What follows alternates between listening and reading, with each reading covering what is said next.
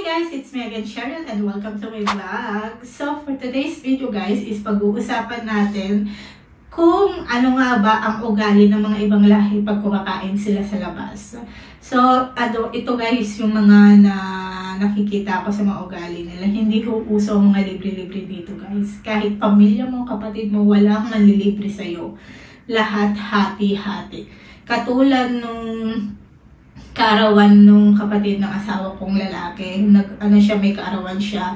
So kinausap niya yung asawa ko, kapatid niya, na kung gusto nilang lumabas, pero hati kami sa mga bills, mga ganun. Pag birthday mo, dapat ikaw nanlilibre, di ba? Pero sila dito guys, hindi sila nanlilibre, hati-hati talaga kayo, kahit family member nyo yan guys, no? Walang treat ko to. Ako na magbabayad, okay lang sa akin, mga ganun. Wala akong maririnig sa pamilya nilang na ganun. Katulad namin guys, nung nag-road trip kami is, mga 4 na araw ata kami nagstay sa bahay ng kapatid ng aking asawa na babae. So, yung bahay na yun guys is malaki naman siya. Sobrang malaki talaga siya guys. No? Tapos yung silang dalawa lang ang nakatira doon kasi yung dalawang anak niyang lalaki is may mga asawa na at may sarili-sarili yung pamilya. Dito guys, pag may pamilya ka, ayaw nilang nakikitira sa bahay ng nanay. Ayaw nila kasi wala silang privacy. Gusto nilang bumukod. Sa atin kasi sa Pilipinas, pag may mga asawa na tayo at hindi pa natin kayang mag-afford ng bahay, bakit kayo mag-aasawa tapos wala pa kayong bahay? Ito ang problema sa Pilipinas, no? Guys, na inuuna niyo yung pag-aasawa pero wala naman kayong matitirahan na bahay, kaya nakikitira kayo sa bahay ng nanay ninyo. Pangit na ugali yun guys, no? Kasi guys, ang pag-aasawa kasi is responsibility talaga yan ninyong dalawa. Kung kaya nyo na bang buhayin yung sarili ninyo or magpapabuhay kayo sa nanay ninyo. Ayan ang problema sa atin. Dito guys, pag may asawa ka na, kahit malaki yung bahay ng nanay mo, ayaw nilang tumitira doon. So yung dalawang lalaki guys, may anak siyang dalawang lalaki. At yung dalawang lalaki is separate, may sarili silang bahay. So ang nakatira lang doon sa bahay na malaki is yung kapatid niyang babae, tapos yung asawa niya, sila lang. So doon kami nag-stay guys, no.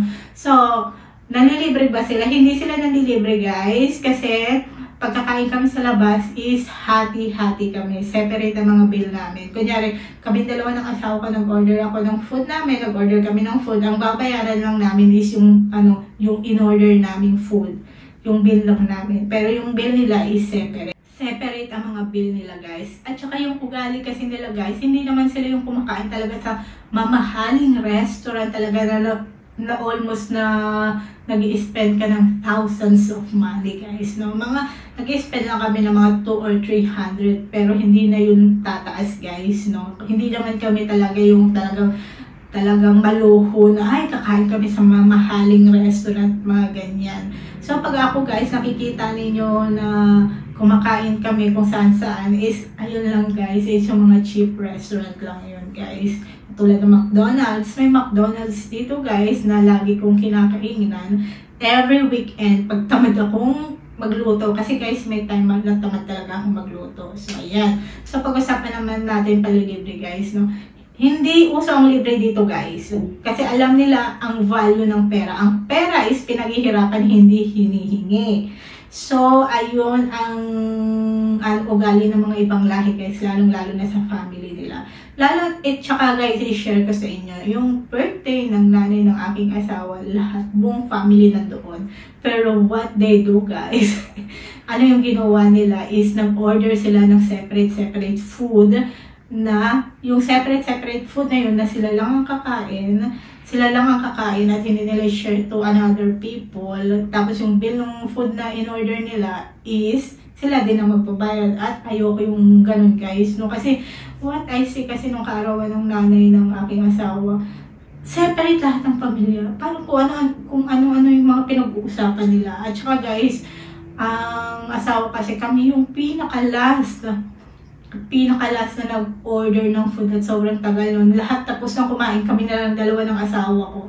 So, hindi naging maganda yung yung feeling ng asawa ko sa kaarawan ng nanay ng aking asawa, pero ayaw niyang umalis guys kasi talagang sasama yung loob ng nanay niya, kasi ang gusto kasi ng nanay niya guys is magkita-kita lahat ng mga anak niya sa isang place na nandoon lahat yung mga anak niya, na kasi matanda na siya, mga 80 na siya, 80 plus na siya, at yun lang yung gusto niya, makita na kompleto yung mga anak niya sa kaarawan niya. Hindi sila kompleto lahat guys kasi may kapatid sila na isang lalaki at isang babae na sobrang layo sa amin. Mga nasa 500 kilometers ang layo. Tapos yung isang lalaki naman is mga nasa 3,000 kilometers lang, sobrang layo niya. So, hindi namin nakasama yun guys, no? So, ayun lang, i-share ko sa inyo na hindi ho nanlilibre ang mga ibang lahi, lalong-lalo na kung kakain kayo sa labas.